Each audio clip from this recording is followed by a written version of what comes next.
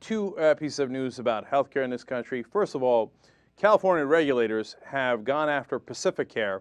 They were bought by United Health Group, and when they were bought a couple of years back, the United Health Group, which is actually the largest health insurance company in the country, said, oh, no, don't worry. We're going to pay a lot of attention to California, and we're going to do everything right, and we're not going to, lessen our treatment of our clients and the doctors that work with us, et cetera. Everything's going to be hunky-dory.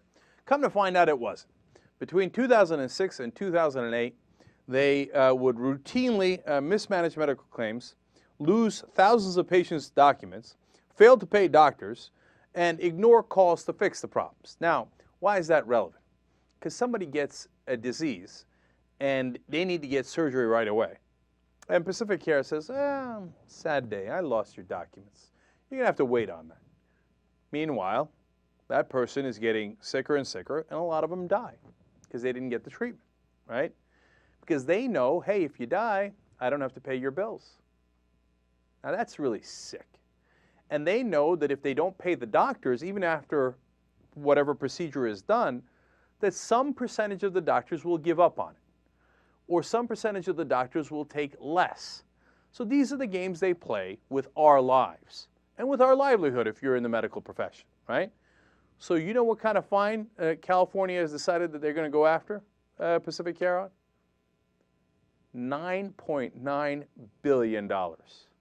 They're saying, we're coming for you. You know how many violations Pacificare had in just that 2-year period? Over 1 million. Now, you get a sense that this is a regular occurrence, that they do this on purpose to make more money while we all suffer, we get sicker, or sometimes we die? They don't give a damn. What did I tell you? Private insurance, is private. They're going to want to make a profit. And in healthcare, how do you make a profit? You pay less in terms of coverage, and you charge people more. And who gets screwed in between? We do. It is not something that private corporations will be good at doing, because they'll be too good at making a profit off of it. And we've told you about CEOs of groups like this before who have made billions of dollars. The CEO makes billions, and we don't get treatment. Now, the second part is even more important. I told you that if we did healthcare reform and we didn't control how much they can raise their premiums, that they would raise their premiums and they would blame the Democrats in healthcare reform. First of all, don't take my word for it. Here's a small clip, one of dozens I did at the time, from March of, is it 2010 this year? Okay, let's watch. What did I tell you? I said they would immediately raise rates, and they would blame it on the bill. And that's exactly what was happening back then, what's happening today. And I don't make this stuff up. Where do I get my so-called predictions from? I read the papers. They said they were going to raise the rates. That's why I said that back then. And logic indicated that they would, because you didn't do anything to control it. And now it's finally coming to fruition, right? So they are putting what they said into action. Right before the election, 2 months before the election, here we have regions raising their rates by 17.1% on average.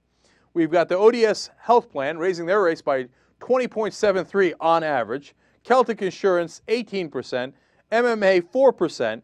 And then you see those little bars of 3.4, 6.01, 9, 4, et cetera.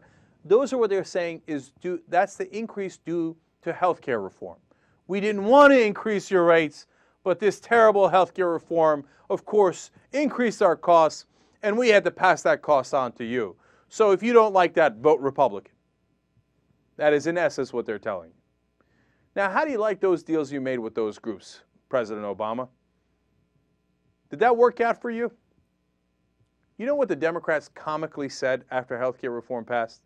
They said no, that they think on average the rates would rise in the next year about 1%.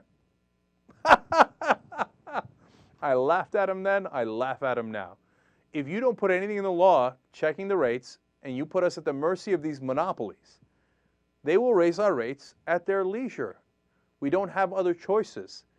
That's why we pushed for the public option, not because we're pinko commies, but because we can't pay our rates, and we wanted an honest option where we can go and say, hey, you know what, I want to be covered. What is the rate you're going to charge me without your CEO making $1 billion? And if you have that option, you might not even have to exercise it, because then private insurance would have to compete, and they can't keep raising the rates over and over again.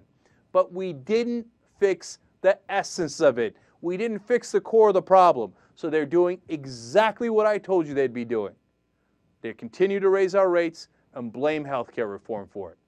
Now does it look like it's mission accomplished? Now do you see why I didn't like the reform package in the first place?